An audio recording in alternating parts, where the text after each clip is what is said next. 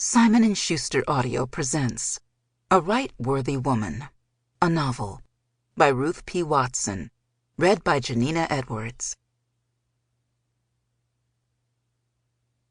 To all the hard-working, courageous women who envisioned what could be and who sacrificed their intelligence, time, and energy for the love of friends and family and for the betterment of their communities. When it comes to success, the choice is simple. You can either stand up and be counted, or lie down and be counted out. Maggie Lena Walker. Chapter 1. Richmond, Virginia, 1876. At 12 years old, my childhood immediately ended. On a chilly February day, Daddy's body was found floating face down in the raging, icy James River. I was forced to forget about playing outside after school and instead focus on helping my mother, who afterward would stare hopelessly at the sky, searching for God and crying herself to sleep at night. Nothing was ever easy again. The night Daddy died, Mama kept glancing at the old wooden clock on our kitchen wall.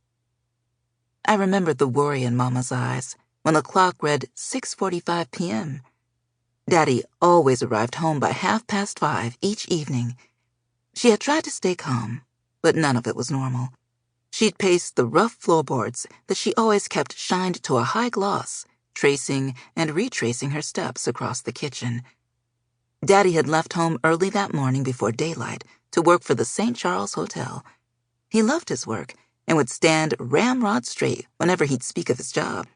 And each morning, Mama would watch him from the front door in the murky darkness before dawn as he moved swiftly along with his lunch tucked tightly under his arm until he was out of sight.